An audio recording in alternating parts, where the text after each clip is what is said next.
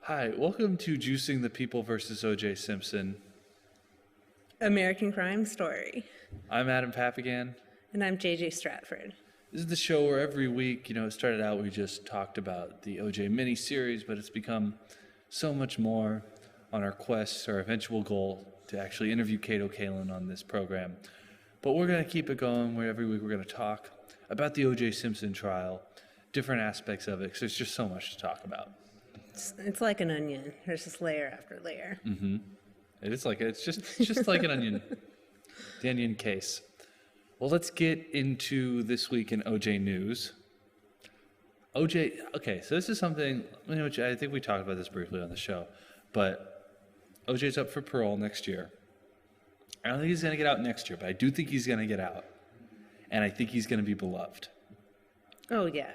Definitely. I think most people have forgotten. If you don't think he's going to get out next year, when do you think? What do you think is going to get him out? Okay, either the governor being termed out of Nevada, because governors don't like to grant parole because it makes them look soft on crime. But if it's not an election year, he's not worried about it. So that could get him out.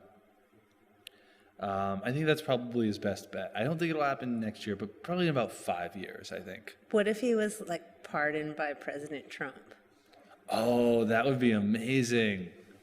He should do that. If Trump ran on an OJ pardon platform, he should just go for it, right? Yeah. I mean, he's already headed that way.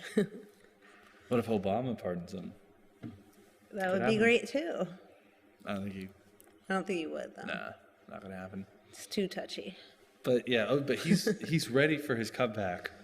He gave an interview a couple weeks ago where he said that he wanted to date Kris Kardashian again and Caitlyn Jenner. He wants to date both of them, he said. I think OJ's gone crazy because of the CTE. I think if you lock up an egomaniac, they're going to go crazy too. If you're really into all that attention and then you're in a jail cell,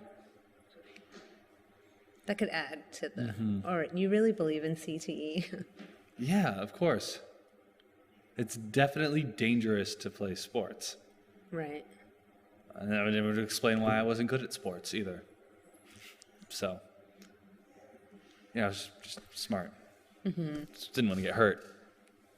So it's very convenient for me. But speaking of being crazy, I am crazy about orange juice from farmbox.com. Farmbox deliver fresh produce right to your door. If you're living in LA, check out Farmbox LA. If you're not, check out their website for a city near you where you can get these great juices, vegetables, fruits right to your door every week. We love drinking their juice here on the show. Nice and thick this week. Ooh, in a tall glass. Wow. Tall glass OJ. There's a mixed... Well, it's because we always have to refill the glasses. Oh, wow. It's chunky. Yeah, it is a lot of orange juice. We usually drink out of a teeny little glass. That's never enough, though. Well, cheers. Probably going to finish it tonight.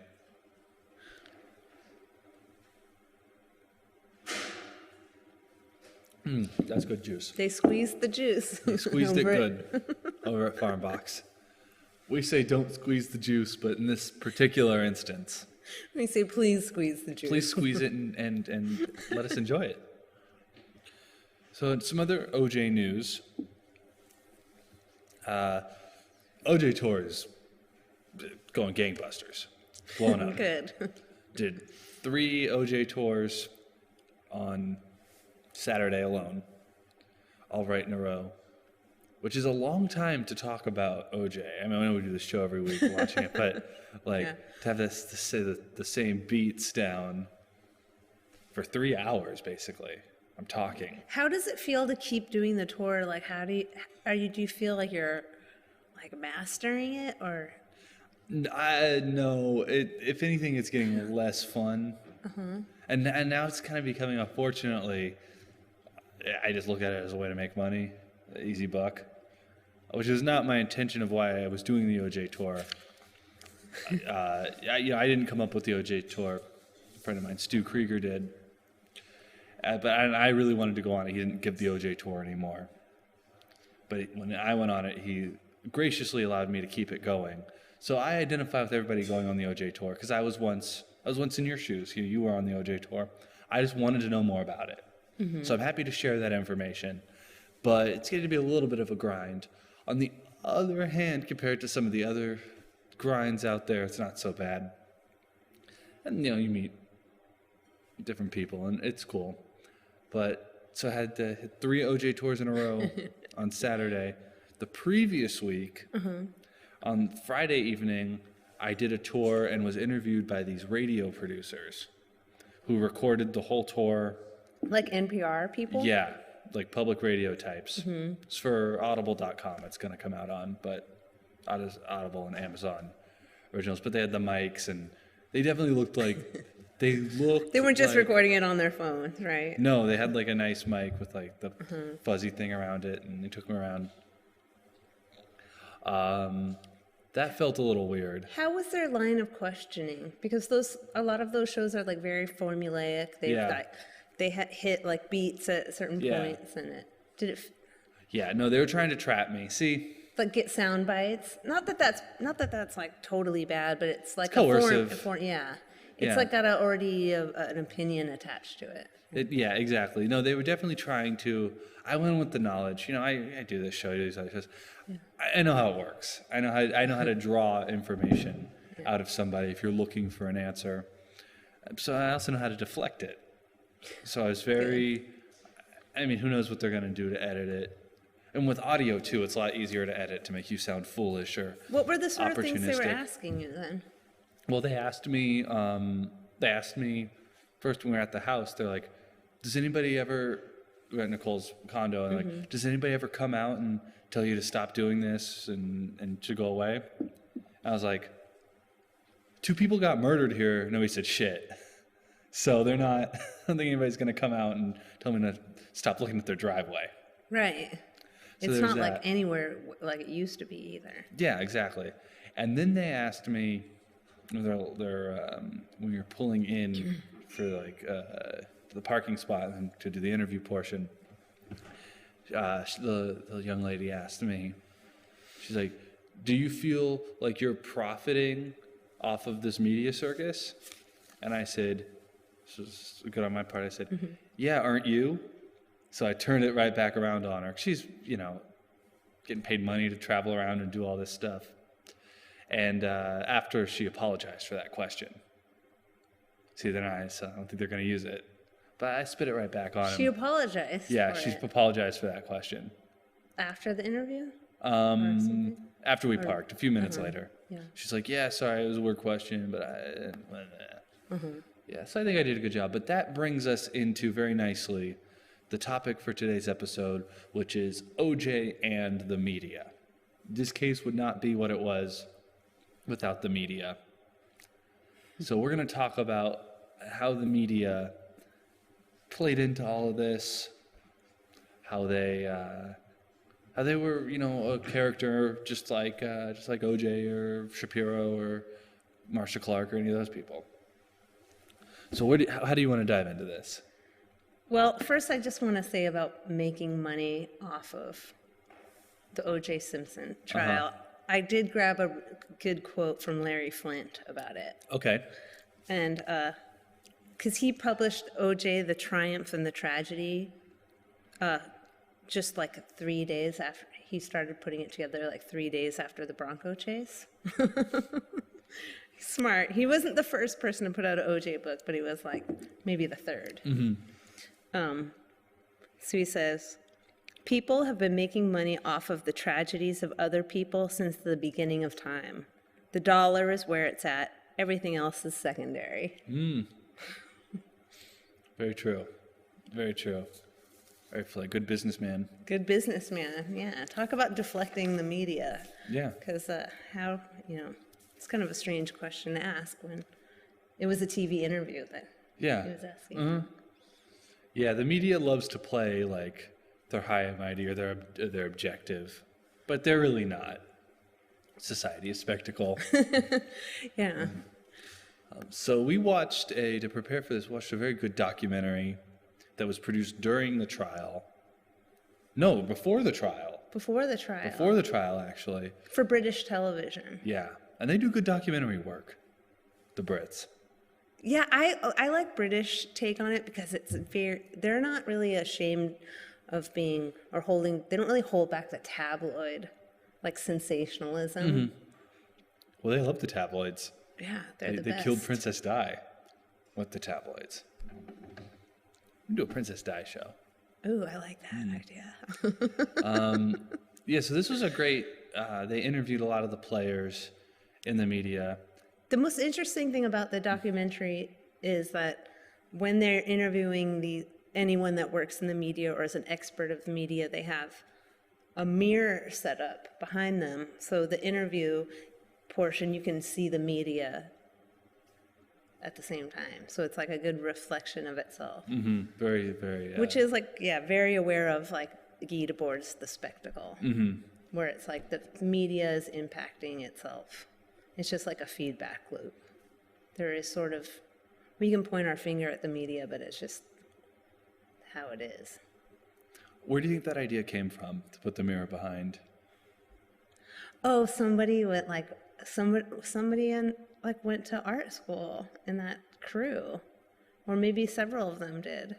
The thing about an idea like that, though, is it's not specific. It was a cool effect, and I liked it a lot. Showing the media is aware of itself. Yeah, but they could have done that in anything about the media.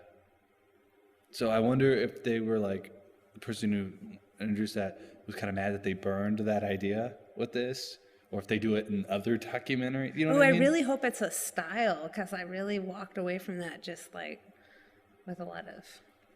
I thought it was a really interesting thing to do. But they had to with the OJ case. Yeah, that's true. Because you can't really talk... Yeah, we can dive in. Well, no, I was just about to say, let's dive in now. I think it's good if we break it up, where we talk about maybe how it all started. Okay. So the thing that really kicked off the whole thing was the Bronco chase.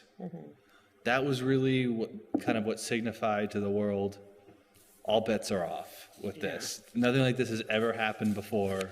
This is really weird. It was on TV. Famously, they cut away from the NBA playoffs. And you have a TV guide here. So the Bronco chase, that was televised. And that, I think, kind of set a precedent that we were going to see all of this unfold. They were going to have cameras in the courtroom. Because literally the whole thing is documented. There's the Bronco there behind us. Yeah. Well, 95 million people watched the Bronco chase. Wow. That same year, 90 million people watched the Super Bowl. Wow. So 5 million more people were tuned into the Bronco chase. And the Super Bowl is on a Sunday. That's right. It's not during work. Yeah. People were... I remember. We... that after school program, and they turned on the car chase for all the children to watch. Which is also kind of symbolic that, good judgment was going to go out the window with this case, too. Covering this tastefully. Right, because as soon as the Bronco chase happened, it kind of started to introduce all the characters. So weird, though, that happened. It's so weird. Imagine if Kobe Bryant killed his wife and then went on a car chase. He was trying to escape to Mexico. And people were stoked about it. That was the other thing, too, with the car chase, is it showed the media that people really didn't care if OJ was guilty or not. They did, but they also didn't. They still wanted to see him. They still were kind of reserving. judgment, or at least they were saying. So the coverage of the car chase, though, was just one thing in a long history of crime being covered on television. So I have a little timeline here. What are some of the highlights? So this is just like a history of a court on TV. Mm-hmm. So the first trial was in 1935, the first major trial covered by newsreel cameras. Oh, wow. Yeah. It's been going on for a long time. Yeah, it's been going on for a long time. The first live TV broadcast of a trial in the first trial in Waco, Texas, 1955. Then, sort of more famously, then we have the Watergate investigation, 1973 to 1974. So I think that's probably when the people really got intrigued with the legal process and like seeing it like a TV drama rather than a real life case, which is very spectacle.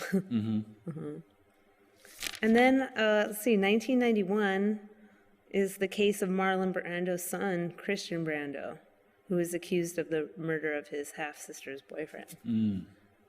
And I remember that one was starting to introduce that like Hollywood and like sex murder. It's starting to get a little more glamorous than like politicians. Yeah, some schlub. Yeah. Like Marlon Brando, he's like he's like the grandfather of the OJ trial. Oh, interesting. Yeah. Because he's got that really sort of mysterious thing about him. Something that keeps you guessing, the way OJ does. But I think that's why the Bronco chase also kind of started it all, because you're watching it in disbelief. It's like the first time you see like a celebrity car chase. Yeah. That long. Celebrity car chase. Car chases were also big in the 90s, too. I think the police actually asked, eventually, the news to stop covering them because it was encouraging people to go on car chases. That's what they said. The same liar cops that framed OJ. Also, 2 years after the OJ trial was over, there's the guy that killed himself on the 105. And they televised it. Oh, I don't remember that. Yeah, he was like, he had made like a banner that said like, stop HMOs or something, and then he like lit himself on fire and then shot himself on live TV. Wow. And then the media started to kind of cut it off. It's too far. Too far. But these were the innocent times. Yeah, these were the innocent times. Because people were like actually cheering him, watching him on TV and cheering him on. And in the documentary, what's interesting is he gets a phone call from Vince Evans, a friend of his, who's like sobbing, like, and asking him to surrender and not hurt himself. And it's very emotional, but at the same time you can tell that he's watching it on television as he's talking, because there's like feedback, and the reporter's like, can you turn your TV down? So it's like this whole sort of the stirring of the circus is born. Yeah. And a big player in the circus was Court TV. Came around this time. So I don't remember entirely. Was OJ just on? Like, could you just like turn on the TV and then the trial would be going on, or were they showing highlights, or what was going on? The trial was on KTLA. KTLA Channel 5 had it all day long. Like, they canceled soap operas and like afternoon programs. Just all day long. All day long. And then also CNN was really new. So CNN was showing it. And so then all the local stations started to show it, because they didn't want CNN to be the only station that was covering the trial. Because it would give them so much power. Obviously, everyone's so obsessed with it. So they let all the channels in. What is the Court TV kill switch? So if there was something on... There was someone that was like monitoring what went out on the air in the live trial. And if it was getting too much or too graphic, or Judge Ito would like make a motion, they would like cut the camera and the sound out. So that was someone's job the whole time, is like determining what is and isn't going to go out on television. So somebody saw like all of this, saw the most OJ trial. I wonder if they were riveted by it or because they were working, they're kind of sick of it by the end of it. Like they were exhausted. Yeah. Because you hear about the lawyers being exhausted by all of this and the jury wanted to go home and stuff like that. Media can't get enough. Media can't stop. Cannot stop. It's interesting. I wish that they had shown it more in the miniseries, but how every corridor is like packed with media on the outside of the courthouse, and how I'm sure so many reporters, like, it was like a bonding experience for them. A woman I met for doing OJ stuff was a reporter for CNN. She works for CNN now. She used to work for the LA Times, so she knows a lot of people over there. She said that a couple years ago, they had a reunion, like a press reunion of all the people who covered the OJ trial. Because you're working together all day. Oh my God, that sounds so fun. Oh. And she said that they all looked back on it like those were their best days. Yeah. Like they were very nostalgic about those times. Because when you see the media like so compressed like that, like even though they're working at like competing stations and different newspapers, they're all crammed in this room. They're all like clawing at this like, meaty story. Mm-hmm. It's kind of cool. I think it's got to have had some kind of, at least in terms of human interaction, a positive thing. Definitely. And a lot of people have built their empires, their careers out of this. So Greta Van Susteren, Harvey Levin. Harvey Levin was just, he's interesting. Some schlocky, like, what did he do? He's in the documentary. Yeah, he is. He's in it. He's still like he's like a newscaster at that time. I always thought he was on the scene. No, he would just talk about it. And he's on the People's Court. But I think that happened after this. That's how he got that show. But he learned. He was paying it. It doesn't mean that he made it during that time, but he was taking it in. Because he put he kind of kept that tabloid spirit alive. Well, and they grew it into TMZ. Right, which I don't know, a lot of people kind of talk bad about, but I kind of like it because it still keeps it like National Enquiry. It's still that same kind of like... The thing I don't like about TMZ is that the show is just them talking about... They need a total redesign. Yeah. With like their Starbucks cups, and they're like, so what'd you learn today? Yeah. And then it's just like a thing, the clip, and then some mean comments. It would be so good if it was just like a current affair or hard copy. All these great tabloid shows that were... But if they were doing hard copy, there would still be a room where they were pitching what was going to be on the show. TMZ, economical, just cut all that out. Like, yeah. The show talking about what is going to be on the show is the show. But yeah, all because of OJ. And then, of course, the Kardashians are, kind of a distant... they have their roots in this, too. They're not really part of the media, though. I have a good quote from Robert Kardashian about the media. Okay. Why should reporters and photographers camp outside our homes? Why should the personal life of a private citizen be torn apart to provide one more meaningless detail to the mass hysteria? So great is society's demand for information that we can no longer say that all news gathered is worthy of airing. Much of it is not. Robert Kardashian, 1995. Wow. Wow. What do you think he'd think of his daughter's show? He'd be disappointed. They've done a lot of things that would disappoint him. He's a church-going man. Mm-hmm. His daughter's having sex with a rapper on film. He would have dropped the Bible in her bedroom. Another thing I thought was fascinating about that documentary is a new story I'd never heard before about the helicopter pilot and his wife. So they watched. This is how the Bronco was found on the freeway initially.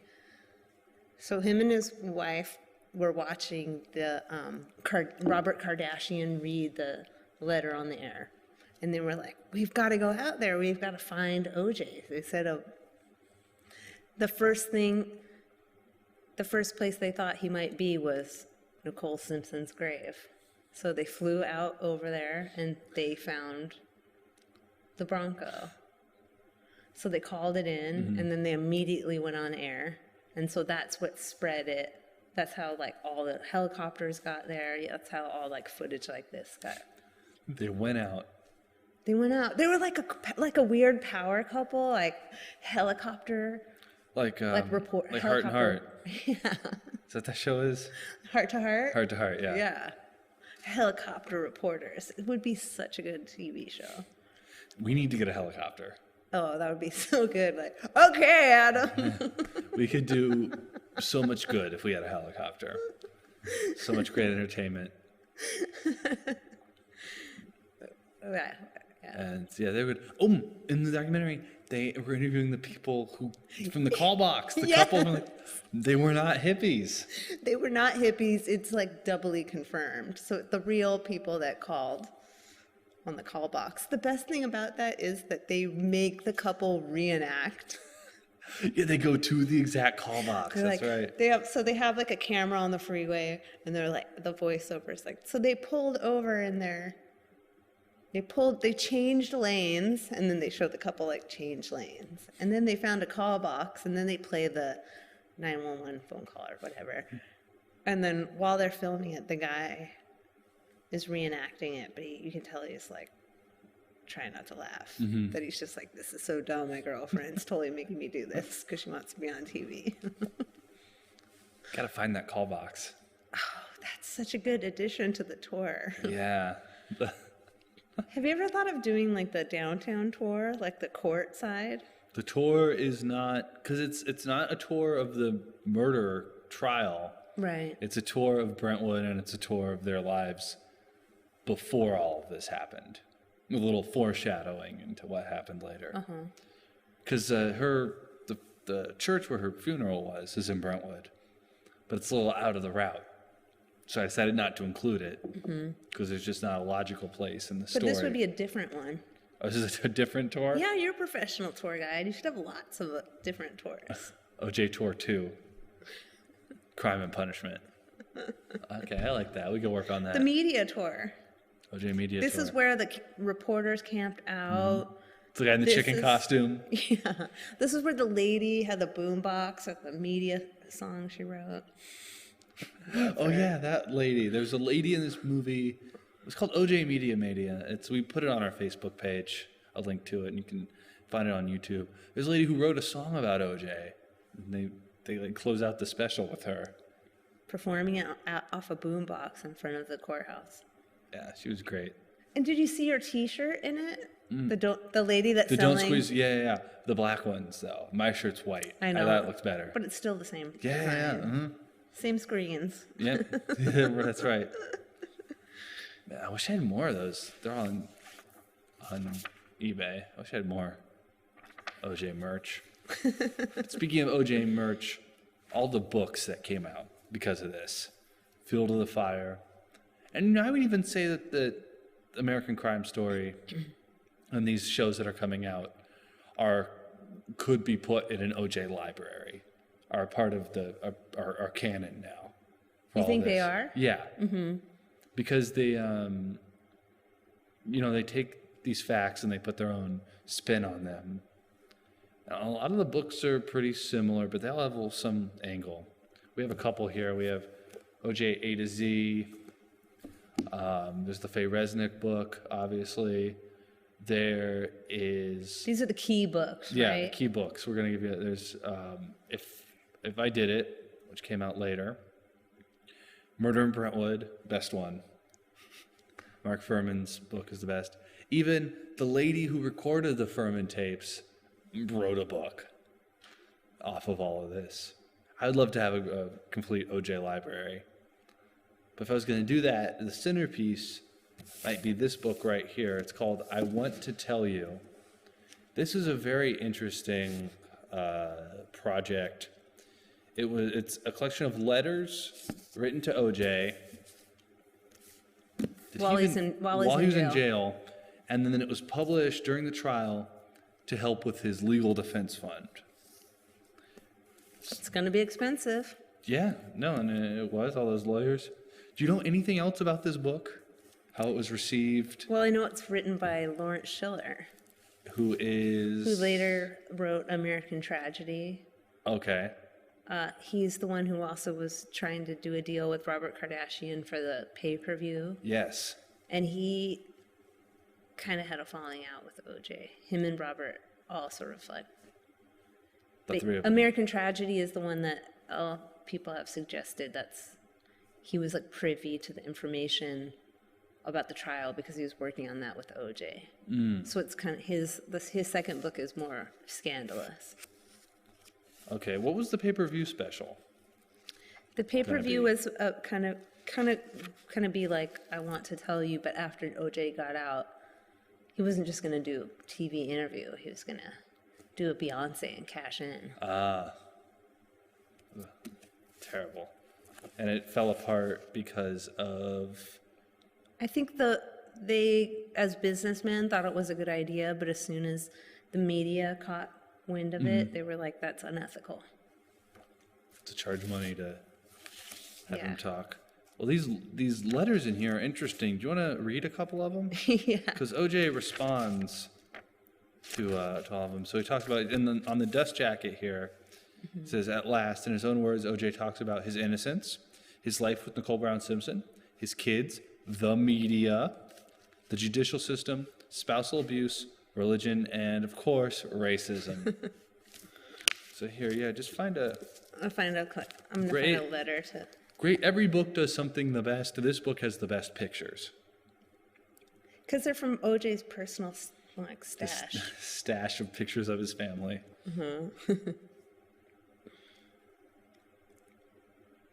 So you read the letter, and then I'll read the OJ portion.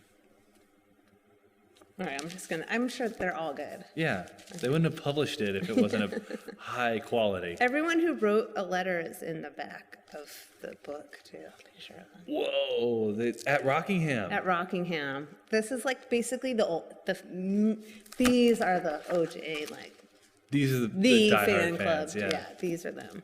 Wow. Plus, like, the jury. Yeah. Hi, OJ. Keep your head up high.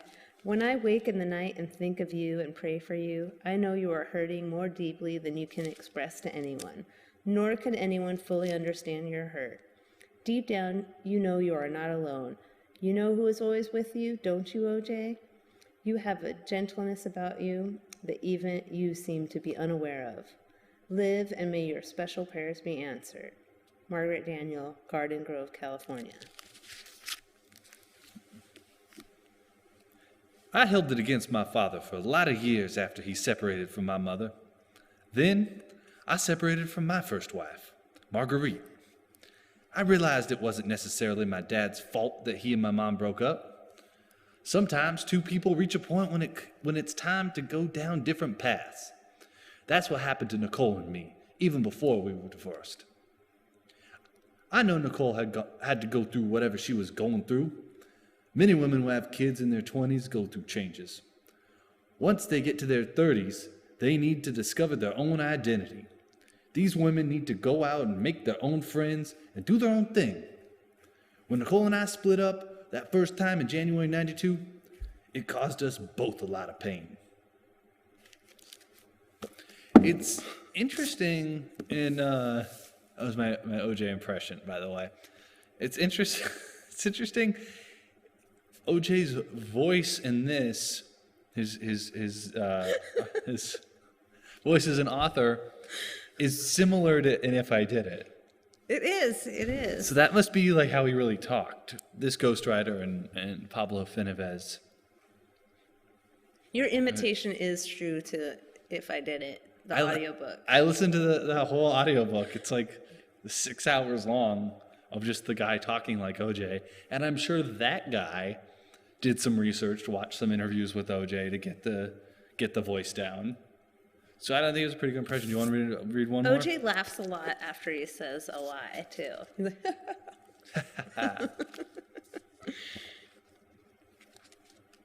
let's see. Oh, yay. Okay, I just happened to pick this one. Dear OJ, I read that you are tormented about the death of your ex-wife. I would be also.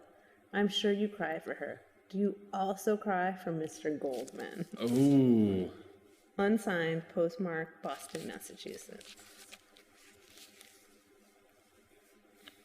I feel badly for Mr. Goldman's family. I feel his family's hurt and pain. But I had nothing to do with his death. Haha. To me, it's like the unknown soldier. Courageous.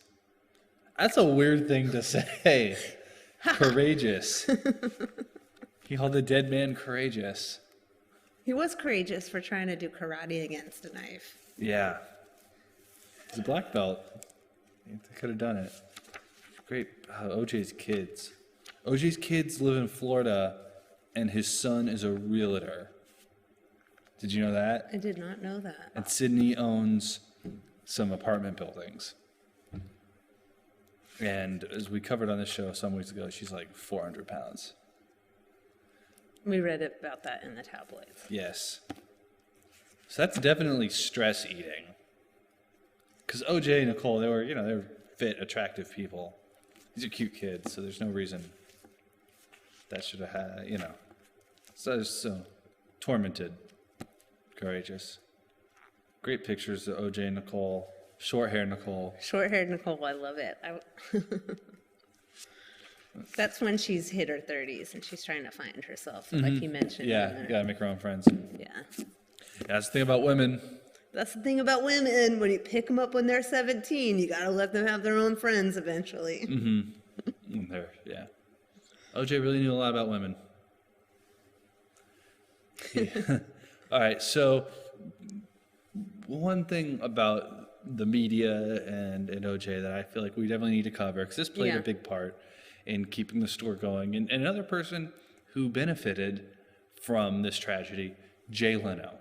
Yes. Jay Leno did more OJ jokes than anyone. He got so much mileage. I was watching an old episode of The Tonight Show from 1995. Monologue was like 15 minutes. So he was doing 15 minutes of mostly OJ jokes.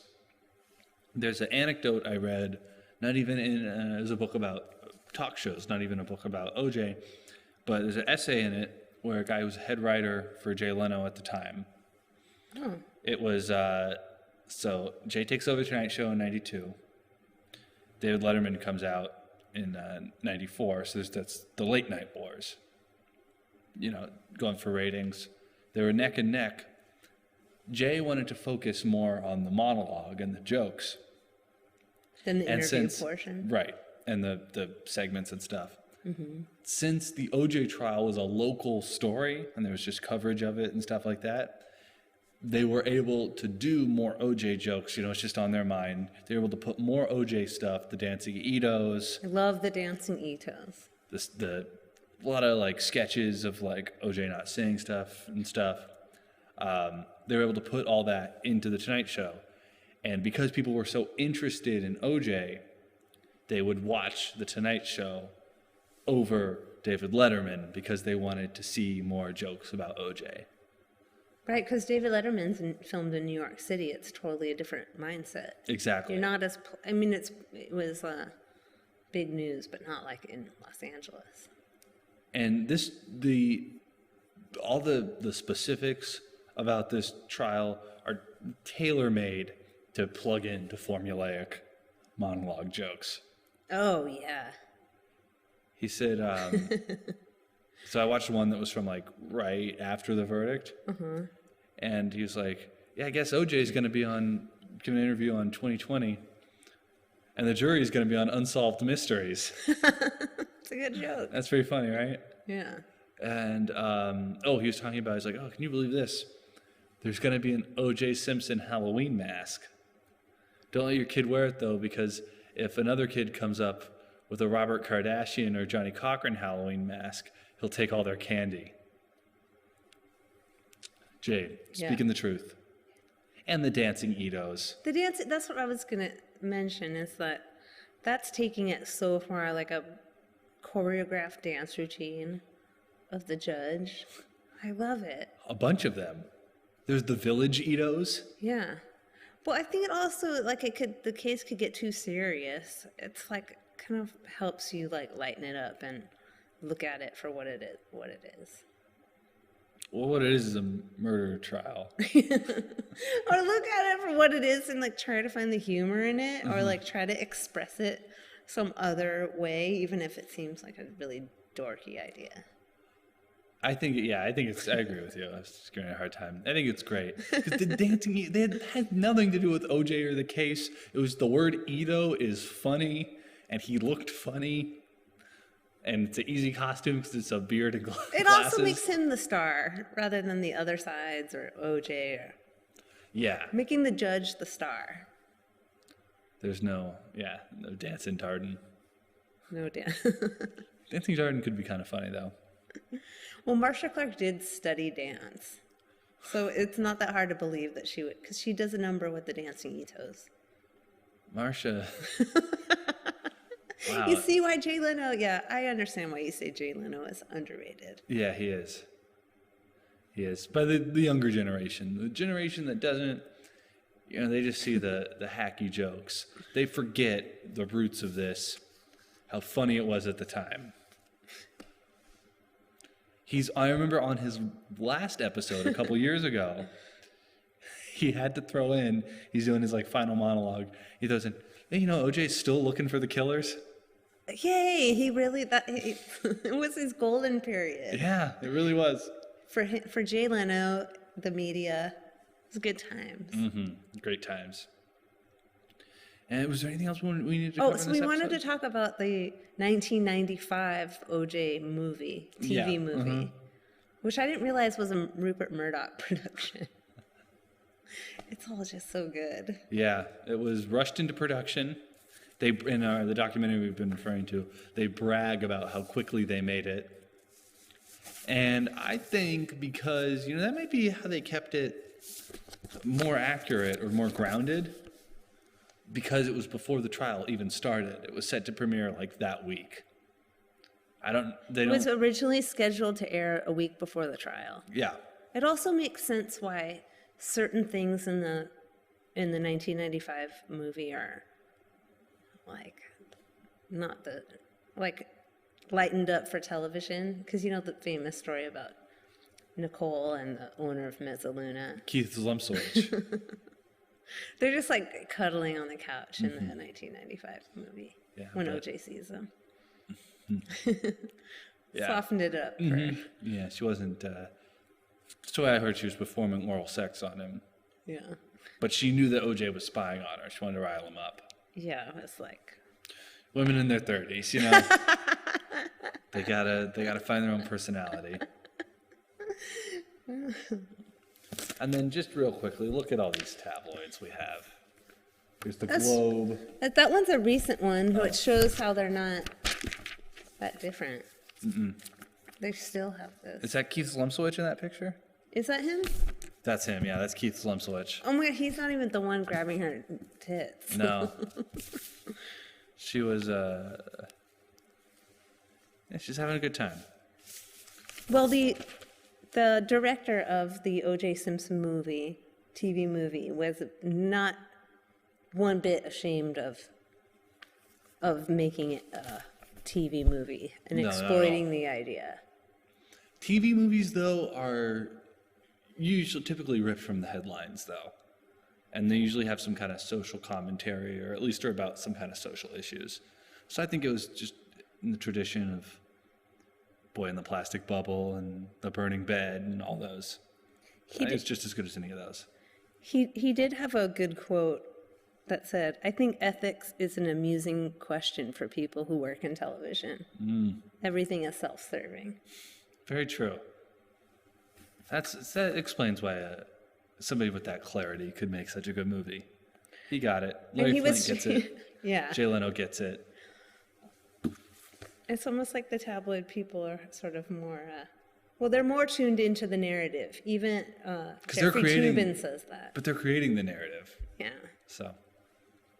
Yeah, Toobin's in this movie too, huh? Yeah, young and like not so polished Toobin. We'll post it on our Facebook page. It's really good. Yeah, I think I posted it last week. Oh, you did? But if you don't follow us on Facebook, please do like us. But you can see it there anyway, and it's called OJ Media Mania. Let's end with a joke here. Okay, I did this joke last night on... This one's long. I never read this one. I had this one. It's pretty good. What goes vroom / vroom? An OJ drive-by.